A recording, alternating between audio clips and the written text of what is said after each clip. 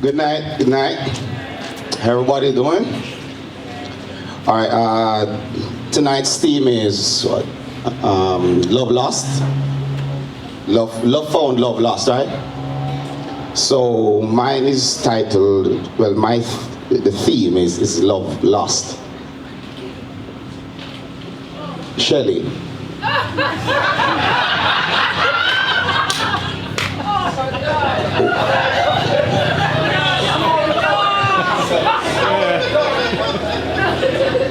Long story short. No, it's a joke that way. I'm a comedian, so whatever I say may or may not be a joke. Wanna figure it out. So me and Shelley have a relationship going on.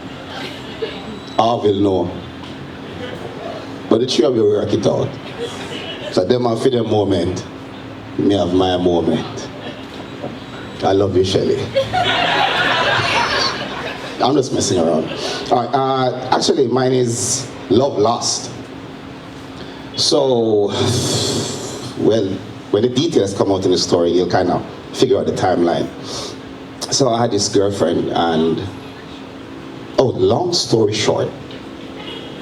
You know, so tonight that evening I work still because everybody come and tell some long story. So they're not going to rush me tonight. Love me a my story. Because when my brother be a breed 2 women don't run him. When Omar Hassan got Barbados, Trinidad, Mandeville come back to Jamaica, go over to Germany and then married 11 months after. Leave me alone. Back to your regular scheduled programming. Well, not draw me out of my job. Anyway, so this girl, I lived in Kingston, she lived in Portmore.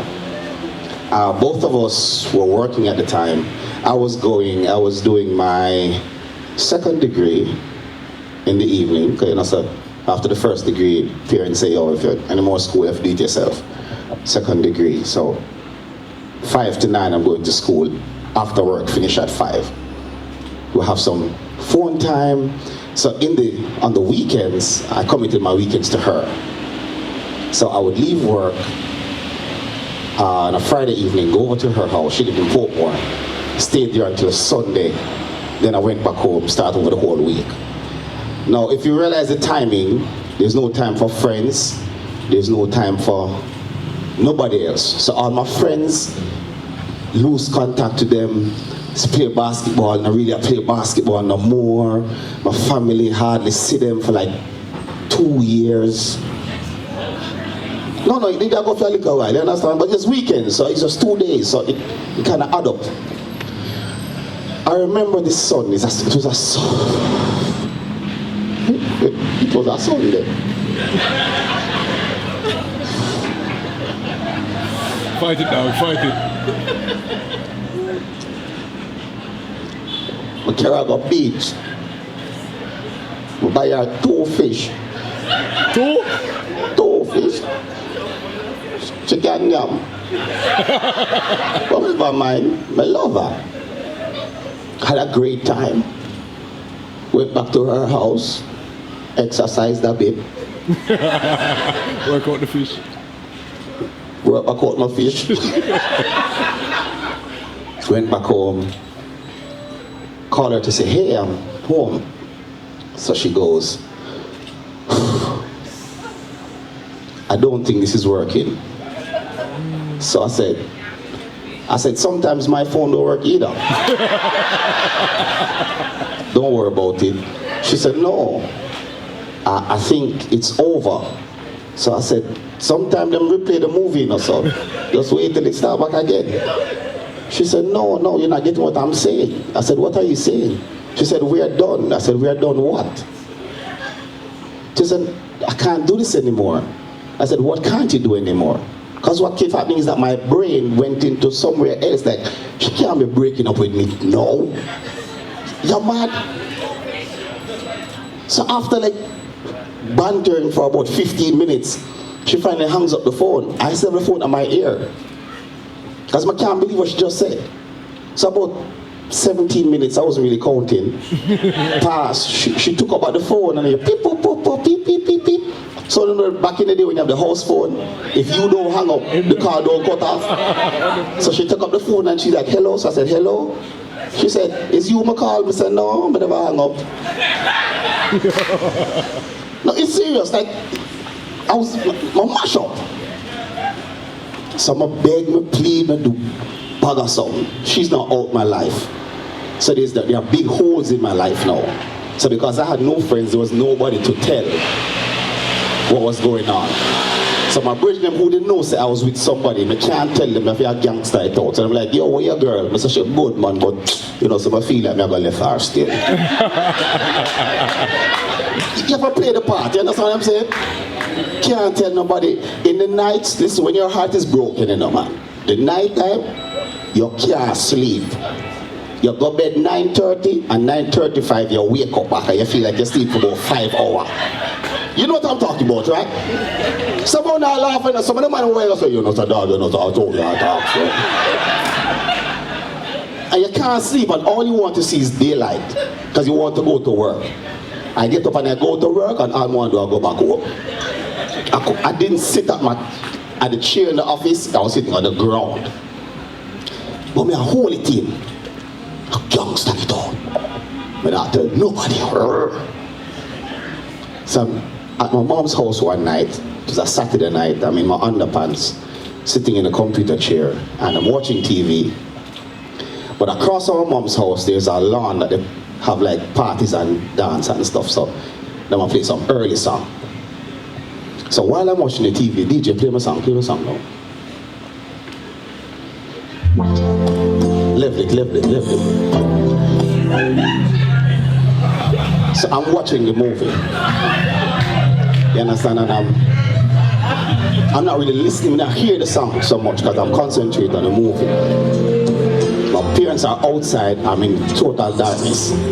Right? So I'm watching the movie and I start hearing the song. But I think my body felt the song. So my shoulders started.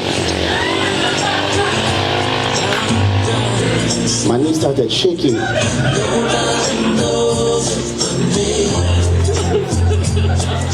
So like there's a voice saying, hold it dog, hold it. And the song is there playing. And it swings a little bit louder. So I start slapping my thigh, you know?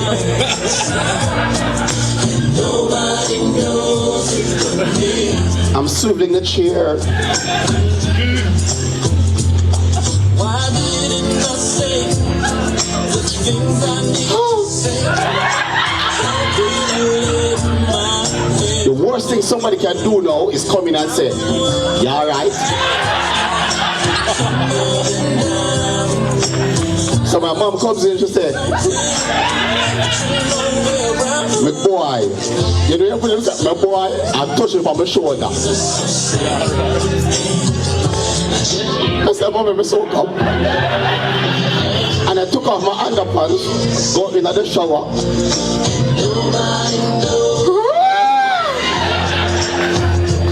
Then the DJ turned the music up well loud now, you know. So there's a part in the song that says, I'm dying inside.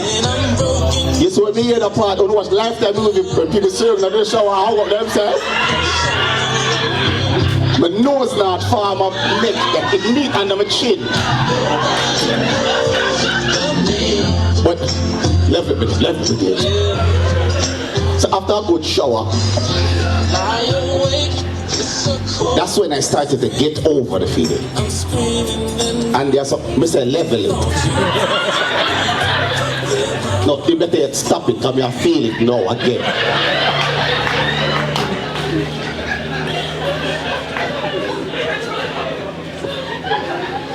But there are some things I learned because of that situation. And I take those lessons with me today. Like everybody's story has a lesson, I have a couple lessons. That as men, and I see it reflecting in our society today, we're not taught, we're not cultured how to deal with emotions. From boys, they're like, stop acting like a girl. Don't cry, man up. We're grown men, or Bridget must say, hold it dog. Women are like, Act like a man, don't act like a...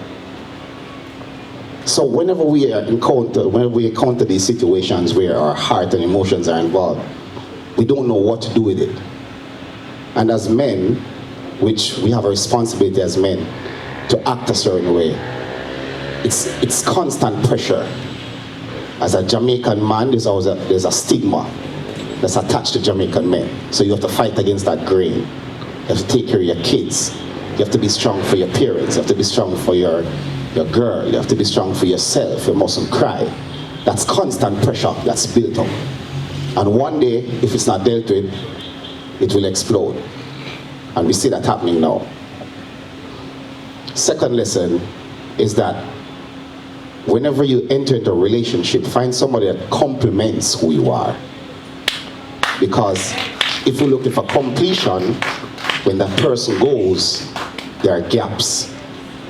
And then you lose yourself because that person takes a part of your identity. So they should build with what is there. If someone's going to come in your life and change how you relate to your friends, and how you relate to your family, and how you relate to your life on a whole, and change it, they're not good for you. You should be sharing it with them. Third lesson is, don't have a girl, have a Rasta man. Long story short, have a good man.